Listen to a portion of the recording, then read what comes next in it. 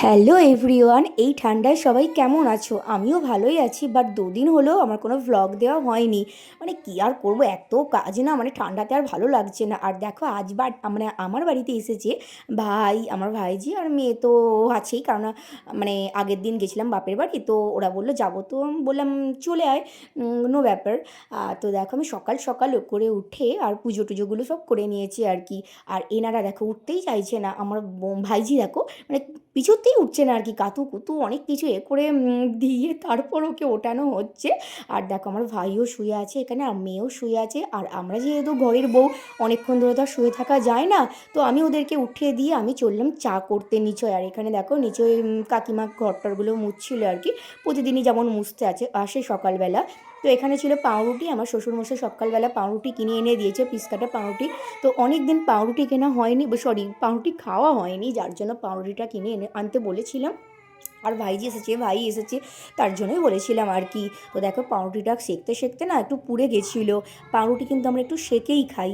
আর পাশে প্রেশার কুকারে একটু ঘুগনির কড়াইটা হচ্ছে, মুড়ি খাওয়ার জন্য ঘুগনি করব তার জন্য আর কি। আর এখানে দেখো আমি চা নিয়ে চলে এসেছি, চা বিস্কিট পাউরুটি। আর এদেরকে দেখলাম এখনও পর্যন্ত ওঠেনি, উঠে মানে সেই উঠেছে, ব্রাশও করা হয়নি, তাড়াতাড়ি ওদেরকে তাড়া লাগালাম। দেখ চা ঠান্ডা হয়ে গেলে আমি কিন্তু আর বারবার নিচে ওপর করতে পারবো না, কারণ আমি ওপর নিচে করেই আমি ব্যস্ত। তো ওদেরকে ফাইনালি তাড়া দিয়ে, আর এনার দিকে দেখো উনি মানে অল্পেতেই রেগে যাচ্ছে, আবার অল্পেতেই তুষ্ট হচ্ছে, শুধু এই ক্ষণিকে ক্ষণিকে ওনার রাগ, কী করে যে রাগ ভাঙানো যায় আমি জানি না। তো একটুখানিতেই রেগে যায় উনি। তো আবার দেখো বিস্কিট খাওয়া শুরু করেছে, অনেক মানিয়ে গুছিয়ে আর কি। তো দেখো আমার ভাইজি এরকমই দুষ্টু মিষ্টি। আর আমার তো এত ঠান্ডা লাগছিল, ভাবছিলাম যে কী করে রান্না করবো রে বাবা, এই ঠান্ডায় ঘরের মানে বউদের যে কী কষ্ট একমাত্র তারাই জানে। তো যাই হোক সমস্ত ঠান্ডা কাটিয়ে আমি নিচয়ে গেলাম। রান্না যেহেতু করতেই হবে, খাওয়া মাখা তো করতে হবে, তাই না? ঠান্ডায় তো রোদে বসে থাকলে হবে না। তো আমি এখানে গেছিলাম, দেখলাম আমার শাশুড়ি মা একটু আগিয়ে রেখেছে, ঘুগনির মশলাটা করে রেখেছে আর কি, করছে। তো আমি যে একটু হাত নাড়লাম, নাড়িয়ে ঘুগনির যে কড়াইগুলো আলুগুলো ছিল ওগুলো দিয়ে দিলাম, যেভাবে ঘুগনি করে আর কি। আর আমি কিন্তু ঘুগনির কড়াই আলু এগুলো কিছু মানে ভাজি না, সিটি মারার পর না ওগুলো ভাজি না, ভাজতে গেলে ওগুলো একদম মাখামাখি হয়ে যাবে, গলে যাবে, যার জন্য আর ভাজলাম না, এমনিই টেস্টি হবে। তো দেখো একটু জল দিয়ে দিয়েছি, একটু তাড়াতাড়ি করছিলাম, ভাই যেহেতু খেয়ে মানে প্রাইভেট যাবে যার জন্য। আর আমি দেখো এখানে রান্নাঘরে দাঁড়িয়েছিলাম, রান্নাঘরটা আমাদের এত ঠান্ডা না, ঘুপসির মধ্যে তো খুব ঠান্ডা গো। আর তারপর দেখো আমি চালটা নিয়ে আসতে গেছিলাম, ভাতটা বসিয়েছিলাম, তো চালটা ভাবলাম দিয়ে দিই। আর এটা ছিল আমাদের মা অন্নপূর্ণার মানে একটা প্রসাদ আর কি, এটা নাকি চালের হাঁড়িতেই রাখতে, সরি চালের ডামে রাখতে হয়। তো তোমরা তো আগেই দেখেছো একবার, আমি দেখিয়েছিলাম। তো দেখো এখানে হাঁড়িতে চাল দিয়েও দিয়েছি, আর ঘুগনিটা হয়েও এসেছে প্রায়।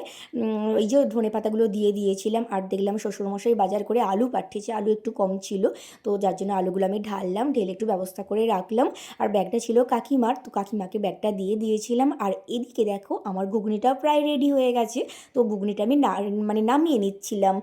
আমার ভাই এক্ষুনি তাড়াতাড়ি একটু করছিল, প্রাইভেট যাবে বলে 9:30টার সময়, তো আমি একটু তাড়াতাড়ি ওই জন্যই করলাম, তো ওর জন্য একটু বাড়লাম, ঘুগনিটা বাটিতে রাখলাম। আর এদিকে ওকে মুড়ি দিতে যাব, তার আগে আমি মুগের ডালটা ভেজে নিয়ে ভালো করে ভেজে নিচ্ছিলাম প্রেশারে দেবো বলে, কেননা ওই টাইমটা তাহলে মেকআপ হয়ে যাবে আর কি। ওকে যেই সময় মুড়িটা দিতে যাবো সেই সময় আমার প্রেশারে একটা কিছু বসিয়ে দিলে ওই টাইমটা গ্যাসটা আর খালি যাবে না, যার জন্যই দিয়েছিলাম। আর এখানে দেখো ভাইয়ের জন্য মুড়ি বেড়েছি, তো এখানে এসে দেখলাম এনারা কী কীর্তন করছে, মানে টং পেন্সিল বের করে যে ঘরের যে কী অবস্থা করছে কী জানে। আর যাই হোক ভাইকে মুড়ি দিলাম, ভাই মুড়ি খাচ্ছিল। আর ইনি দেখো এনার খিদে পায়নি, উনি অনেকগুলো পাউরুটি খেয়েছে। আর আমি এখানে একটু কেক খাচ্ছিলাম, দেখো বড় মা একটু কেক দিয়েছিল, আমার ভাইজিকে দিয়েছিলাম, মেয়েকে দিয়েছিল, ওরা বললো যে খাবে না, তো আমি বললাম ঠিক আছে আমি খেয়ে নিই এটা, তোরা পরে খাবি, আরও কেক অনেকটা আছে। তো তারপর দেখো এখানে সায়ন খেলতে যাচ্ছিলো আর যাচ্ছিলো, তো আমি যাচ্ছিলাম রান্নাঘরে উঠোনটা পেরিয়ে আর কি। আর এটা ছিল আমাদের পোস্তর ডিপি, পোস্তর যা দাম, খাওয়া তো প্রায় দুঃসাধ্য বলা যায়।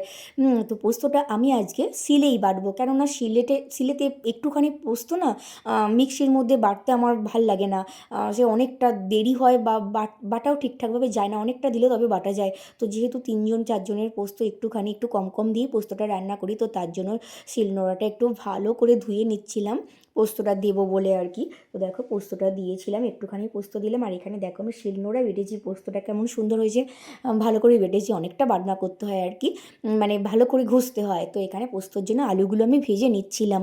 আর এখানে আমার শাশুড়ি মা সবজিগুলো কেটে দিয়েছিলো, এগুলো হবে একটু ভেজ ডাল হবে, তো তার জন্যই এগুলো ছিল। আর বেগুন পোড়া হবে, তো দেখো ডালটা, মুগের ডালটা যেটা ছিল সেটা কিন্তু সিটি মারা হয়ে গেছিলো আমার, আর সেটাই আমি মানে বাটিতে ঢেলে নিয়েছিলাম। আর এখানে ছিল পোস্ত, পোস্তটা দেখো হয়ে গেছে, সেটাই তোমাদেরকে দেখাচ্ছিলাম। আর আমি এদেরকে মুড়ি খেতে ডাকছিলাম যে কখন মুড়ি খাবি। আর দেখো বসলো মুড়ি খেতে, হাতটা ধুতে পড়লাম বা যেহেতু বাইরে খেলছিল। তো দেখো ওরা মুড়ি খেতে বসেছে, আর আমার ভাইজি ঠিকঠাকভাবে মুড়ি খেতে পারে না। আর আমি একটুখানি খাইয়ে দিচ্ছিলাম, তারপর আমার শাশুড়ি মাকে বললাম যে তুমি একটু খাইয়ে দাও, কেননা তো অনেকটা ছোটো, আর আমার খাইয়ে দেওয়া সেইভাবে টাইম নেই, কারণ আমি এই সময় রান্না করি। সেই সময়টা আমার মানে ঠিক খাইয়ে দিলে না আমার টাইমটা নষ্ট হয়ে যায় আর কি, ওদিকে রান্নাটা পিছিয়ে যায়। তো আমার শাশুড়ি মাকে বললাম যে খাইয়ে দিতে, আর আমি এখানে ভেজ ডালের যে সবজিগুলো করব ওগুলো ভাজতেই এলাম। আর এখানে দেখো আমার শাশুড়ি মা ওকে খাইয়ে দিচ্ছে একদম মুড়িয়ে ছড়িয়ে ছিটিয়ে, বুঝতেই পারছো বাচ্চারা খেলে যা হয় আর কি। আর এখানে ছিল বেগুন পোড়াটা, বেগুন পোড়াটা আমি ভালোভাবে মাখছিলাম। দেখো আর ভেজ ডালটাও হয়ে গেছে, একটু বেশি তেলটা পড়ে গেছিলো। তো এখানে আবার তেল দিলাম, তেল দিয়ে একটু সম্বুরবো বলে ভেজ ডালটা, সেটাই করছিলাম। আর বেগুন পোড়ার এখানে ছালগুলো তুলে নিচ্ছিলাম একটু একটু করে, ভালো করে বেগুন পোড়াটা মাখবো, যেহেতু আজ শনিবার, শনিবার একটু আমরা বেগুন পোড়াটা খাই। আর এটা কিন্তু নিরামিষ, শনিবার আমরা নিরামিষ খাই। তো দেখো এখানে রান্নাবান্না সব কমপ্লিট, লাস্ট টাইম আরও একবার দেখিয়ে দিলাম আর কি, আরও একবার দেখিয়ে দিলাম যে কোনগুলো রান্না করেছি। বেগুন পোড়ার পোস্ত আর ভেজ ডাল, এটা ছিল বেগুন পোড়াটা, আর এখানে নিচে ছিল ভেজ ডাল। ভেজ ডালটা খেতে আমাদের বাড়ির সবাই খুব ভালোবাসে। আর এগুলো দেখো চাপা দিয়ে রেখে দিলাম, আর রেখে দিয়ে আমি একটু ছাদে যাব বা উপরে যাব জামা কাপড় শুকোতে দিতে। আর এখানে দেখো বিছানাটার অবস্থা কী অবস্থা হয়ে রয়েছে, এবার আমি বিছানাটা বাগিয়ে নেব। তো ঝটপট বলতে বলতে আমি বিছানাটা রেডি করে নিলাম, অন্য একটা বিছানার মানে বেড কভার পেতে আর কি। আর এরা দেখো আমার ভাইজি বলছে চান করবো না, তো কী জেদ ধরেছে, যাই হোক চান নাই করুক। ওকে ড্রেসটা চেঞ্জ করে দিলাম। আর এখানে এই ফুলটা দেখো, এটা কিন্তু ছিল না ফুলটা, আমার মেয়ে এই গাছটা এইভাবে বসেছে, আর ফুলটা দেখো হয়েছে দেখলাম, আমার তো বেশ ভালো লাগছিল। আর এখানে আরুষিকে বললাম, আরুষি আমাকে বলছে একটা গিফট দেবে, তো আমি চোখ বুঝেছিলাম, ও বলে চুড়িটা আমার কুড়িয়ে দিলে, চুড়িটা পড়ে গেছিলো কোথায়।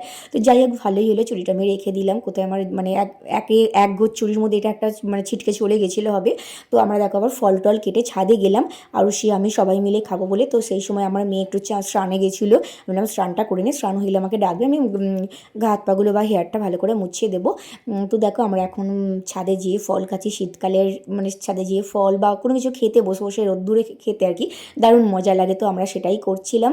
আমার ভাইজি লেবু খেতে খুব ভালোবাসে, আর আমার মেয়েও দেখো এসেও গেছে, দুজন মিলে ফল নিয়ে কাড়াকাড়ি হচ্ছিলো যে কী বলবো। আর তারপর দেখো ফল টল খাওয়ার পর ওরা একটু খেলাধুলো করছে আর কি। আর এবার দেখো দুপুরবেলা একটু নিচে এলাম, এবার ভাত খাওয়ার টাইম হয়ে গেছে, যে আমি বললাম চল ভাত বাড়বো, ভাত খেয়ে নিবি, যেহেতু ভাইজিও আজকে আবার চলে যাবে, ও থাকবে না। তো স্যান্ডিকে একটু ডাকছিলাম কেমন রেজাল্ট হলো, ও যেহেতু সেকেন্ড বয়, ও খুব ভালো রেজাল্ট করে, তো ভালোই রেজাল্ট হয়েছে। তো আমার মেয়ে বললো মা ডিম সেদ্ধ খাবো, তুমি নিরামিষ খাচ্ছ, আমরা ডিম সেদ্ধ খাবো, তো ওদেরকে একটা করে ডিম সেদ্ধ করে দিলাম আর কি। আর এখানে আমি ভাতগুলো সমস্ত কিছু বাড়ছিলাম, মানে রেডি করছিলাম আর কি। তারপর দেখো এখানে আমি রেডি করে নিয়ে আমরা তিনজন মিলে খেতে বসে পড়েছি। আর এখানে ডিমগুলোও প্রায় হয়েই গেছে। আর কড়াই দেখো একটু তেল দিয়েছিলাম, একটু পাঁপড় ভাজবো বলে, ভাবলাম তেমন কিছু রান্না হয়নি, কিছু একটা করা যাক। তো মাথায় একটু আইডিয়া এলো একটু পাঁপড় ভাজি, লাস্টে একটু মুখোশিদ্ধি না হলে ঠিক ভাল লাগে না। তো পাঁপড় ভাজাগুলো নিলাম, সবাইকে একটা একটা করে দিলাম, বেশি ছিল না, মাত্র 3-4টি ছিল। সো যাই হোক আজকের ব্লগটা এতখানি, সবার কেমন লাগলো জানিও, টাটা বাই।